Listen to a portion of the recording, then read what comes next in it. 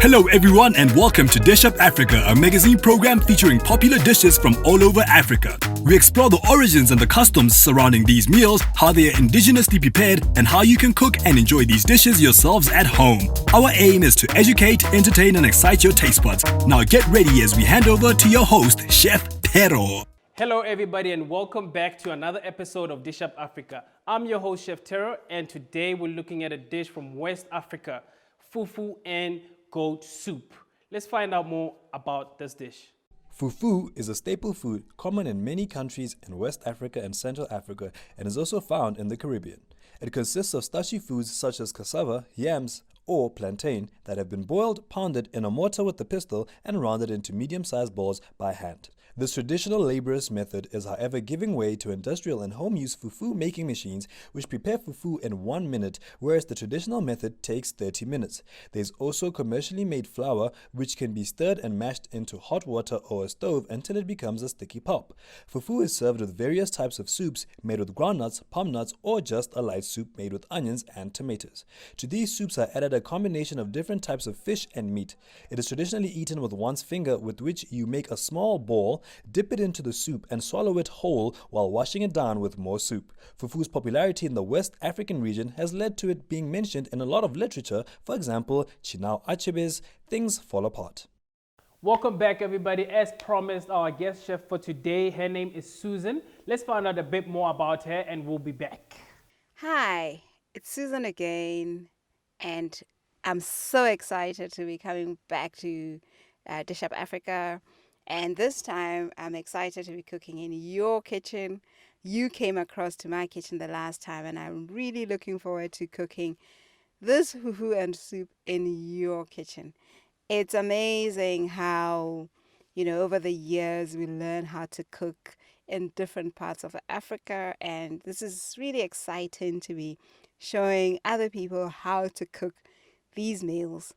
So growing up, it's something that at some point, I really did not like cooking. I hated cooking because I found it a chore and because I had to cook. But when I grew up and I realized that actually, cooking is a pastime and it makes very good sense and it does help you to relax. And that's why I think it became my passion and I started cooking. And also I love to entertain. So it's always a good way to have people across to come and taste my foods. Well, when we start looking at how do we get to learn some of these things, for me, it's really about experimenting. It's about looking at what other people are doing and trying it out. And, you need to practice because, sometimes you do something and you may not get it the first time. So it's about trying it. And that's what makes cooking easy. Practice makes perfect. I believe we should teach our children how to cook. It's very important because, the last thing you want them to do is to grow up and not know what to do when they leave home. And that applies equally to boys and to girls.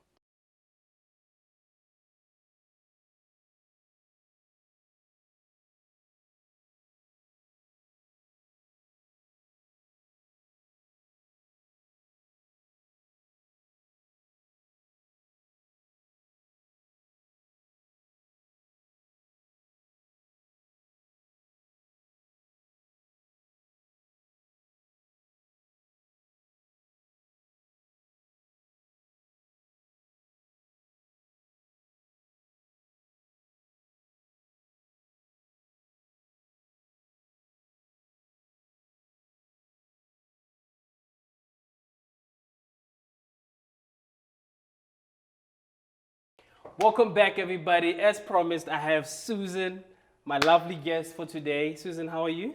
I'm good. How are you doing? I am fantastic. It's very great to have you here. Thank you very much. How do you like the new environment? Well, I love it. It's not my kitchen, but I love it. Yes, perfect. So today, what are we cooking? What do we have here? What are we making today? Okay, so today we are going to do a goat soup. A little bit spicy with fufu. With fufu? Yeah. Okay, so what is fufu? Where does it come from? Like for somebody out there who doesn't know what fufu is, just explain a little bit of the background of what fufu is. Okay, I'm sure anybody who's read an African story Yeah. would have heard about fufu. Okay. So traditionally, fufu is pounded in a pesto, and generally it's a big pesto, similar to what is used to pound sorghum, Okay. but flat. Okay. But because of the way things are in the modern world, Yeah, the fast world. we are taking it from a packet. Perfect. So we'll cook it slightly differently to the traditional method, because the traditional method is, quite laborious. Okay. And then the other aspect is the soup. So what we're using is goat today. Okay. So would you say any part of goat would be good for this? Any part, A including little bit of bones, because you know the bones. bones have the flavor, guys. All I always say to people is that bones in meat add flavor. You cannot have soup without bones. Bones. You Thank can you. add any part, whether it's the offals, whether it's the more the interesting meat, the better. The better. Okay. So to cook with that, you would use your normal tomato, onions, your So spices. your normal relish. Your normal.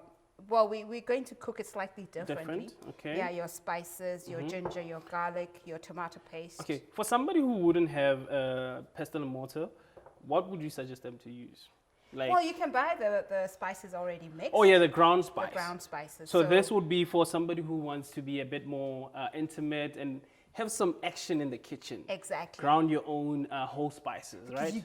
you get the freshness out of that. Perfect. And I like to use my herbs fresh From your garden? from my garden. Okay. Yes. So I also bring in the fresh herbs, and I like to mix it all up.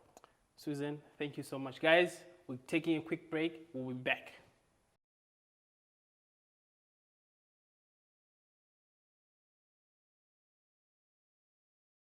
Welcome back, everybody. As promised, we're going to show the viewers how to prepare fufu and goat soup. Susan, please take everybody through this whole amazing process. Okay.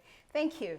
So with the goat soup, the first thing you start with is the meat. Yes. So you would wash it, cut it up, Cut it into nice sizes. bite sizes. Okay.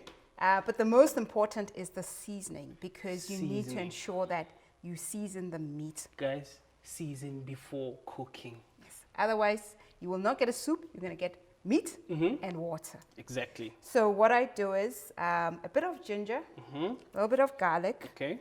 my black pepper and spices, Oh, nice. all Ground it mixed up. ground up, and you can see how fresh. Oh, it it's- smells so it good, smells guys. so good. It's amazing. Chop up a little bit of onion. So this would be Cubes. like a nice fine dice? Fine or? dice. Okay, yes. And then use it to season the meat. Mm-hmm. Leave it to stand for about 10 minutes. And then what we do with a little bit of tomato paste Okay. is then allow the meat to cook in its own juices. Okay, You is don't- this on the stove or On the stove. So we don't add any water, a bit of oil though? nothing. Okay, so the meat will just render itself in the pot. In the pot. With its own fat, the fat will render and you add a bit of tomato paste. Yes. Wow, okay. Then you get a rich You're creating gravy. flavor. Exactly. I knew You it. get a rich flavor. Yes. Right. Okay. And a rich gravy. That then forms the base of Of the your soup. Once the meat is cooked and you see a little bit of fat now coming off, Sort of like, yeah. then you know that that's time when you add your water. Okay. So at this stage, we then add the water, about A cup. probably a kettle or a kettle. Oh, and like half. a lot of water. Yes, of Okay, water. okay. So let's say maybe 2 liters. Yeah, about Oh, 2 liters yes. of water. Or 1 Then liter. we add the tomatoes, the onion whole, Okay. not cut, not chopped up this time. Okay. Yes. Sometimes you can add a little bit of okra or aubergine if you want to add a little bit of. Would that be the traditional way of doing it, or it would be like just That is actually the traditional way. Okay. So sometimes we don't often get all the different vegetables here. So just the tomatoes and onions would Yes. be good for now. wow? Okay. And then you would boil the soup until you now get, all the nice, tomatoes cooked thoroughly, the onions cooked thoroughly. Okay. Then what we do is we take it out, blend it until you get a fine mixture. pour it back into the soup, bring it back to the boil again, and then you let it simmer. And as it simmers, the soup all comes together into a nice thick mixture, which you can now enjoy with your fufu. So we have a beautiful, amazing soup. How do we make the fufu?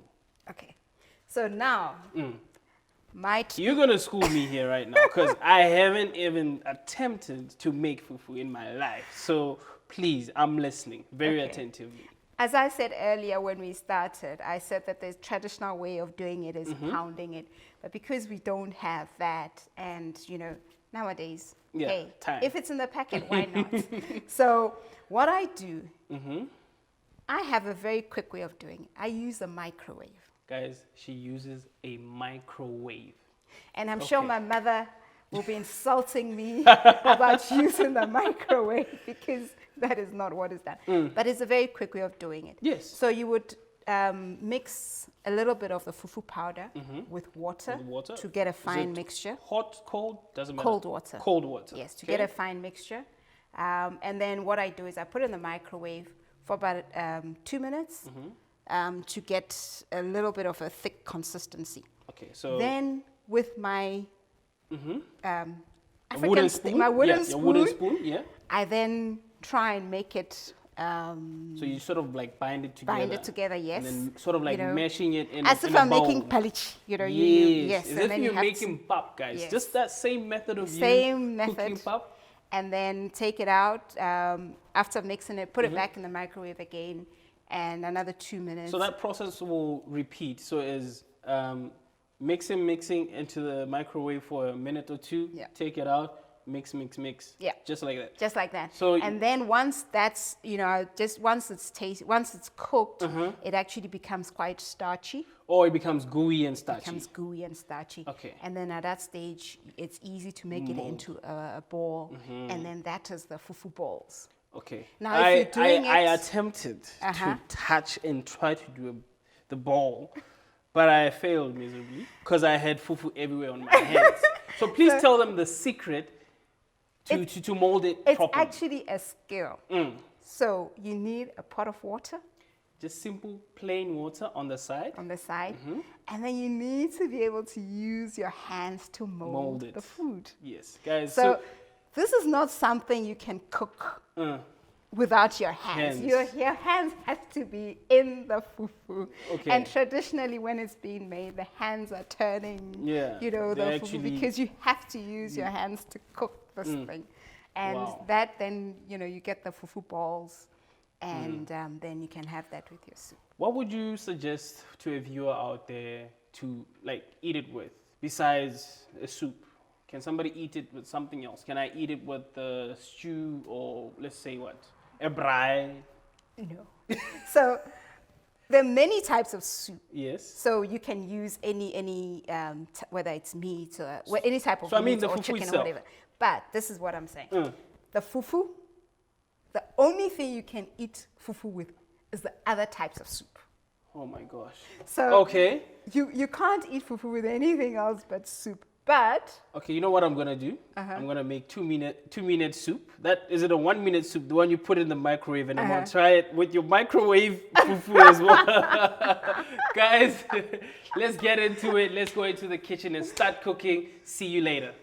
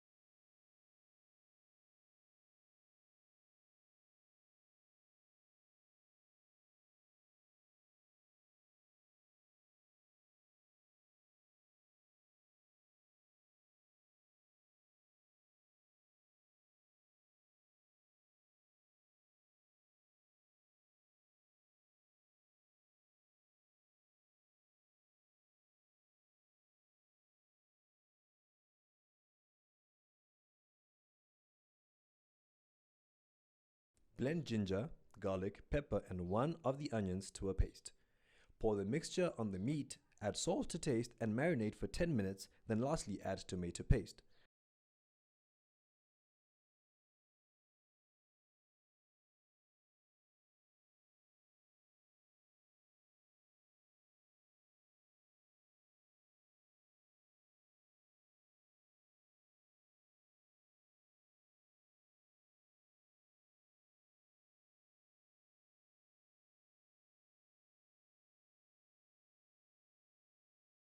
Cook the meat on low heat in its own juices for about 10 minutes.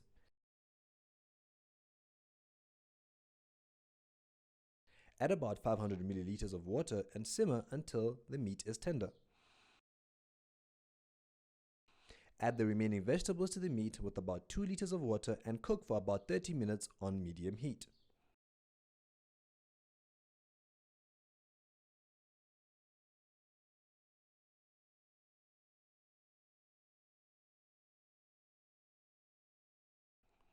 Remove the onions and tomatoes, peel the tomatoes, blend the cooked onions and tomatoes to a fine mixture.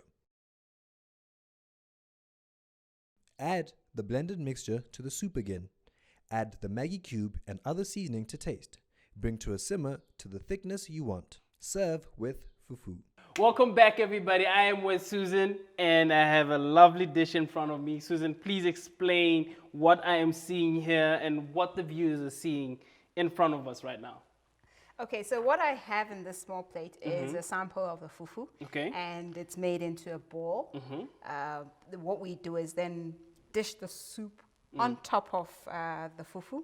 So because we are presenting it here today, I haven't dished it out the traditional way. So I'm sure a few viewers who know about this will have some comments. Wait, the traditional way, how would you exactly explain the steps to somebody just to know exactly how you would do it the traditional way? Okay, the fufu is a little bit sticky. Yes. So you need to make sure that you put a little bit of water in the bowl, and then you can see there's a little bit of water here. Okay. So that when you do start to eat, you're able to eat everything. But also, what we do is we put a little bit of soup at the base. Yes. Then you put the fufu on top. Exactly, and then we put the rest of the soup. Beautiful. Now, what I've done is I've put the fufu in the bowl, center, yeah. And then we've got the soup. Soup surrounding Yeah, it. it's like a little island. Oh, guys, let's talk. Let's taste now. Where do I start? Like a dish like this could be easily a main dish, right? This is a main dish. And, Okay. and by the way, when you eat fufu, you don't chew it. You're supposed to just swallow. Guys, I'm gonna die. I'm gonna choke. Okay, I just swallow and everything goes down. You just swallow. It has to go down. It has to digest in your stomach, not in your mouth. That's Okay, yeah. here goes. Let's just have a bite of fufu and some soup. You need a bit more soup Okay, a bit more soup. and swallow. It just passed. Exactly. Now there's a trail of flavors, but the food is gone. Tell me about the soup, because it's amazing. Those nice spices. Okay, talk about the soup. It's so rich. You know how I can tell a soup is rich? So when you cook your soup long enough for it to have rich flavor, after dishing it out, if you leave it out for at least good 5 minutes, if you just leave it out, it'll start to become sort of like jelly. So that shows you that the gelatin from the bones is, all the flavors is in the soup. That's how you tell that this soup is quality. Thank you. Quality. So the spices in there? So remember the spices we talked about, but there's a little bit of a chili in here. I could taste it. Yes. So now normally we would use either a habanero pepper or something, and the pepper soup, if it's made properly, I've heard some rumors about this pepper soup. it's an instant hangover cure. Guys, the rumors are true. It's an instant hangover cure. Anyway, Susan, thank you so much for the dish. As you know, I'm going to do a twist to this dish, and I hope you guys like it. See you on the flip side.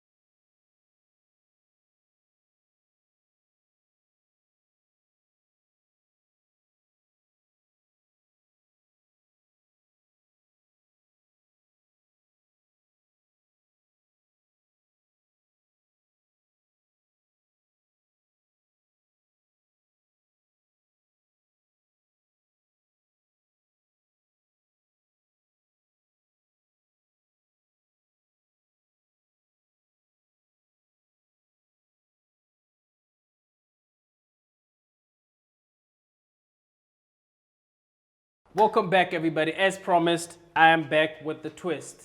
What I've done basically to this dish is very minimal, very, very minimal. We still have the fufu.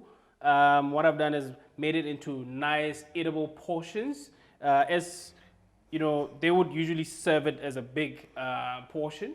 I wanted it to like be small little portions. Then when we come to my gravy, I just made a simple relish, very, very simple relish, deglazed with a bit of wine and just a little twist here and there, a bit of herbs.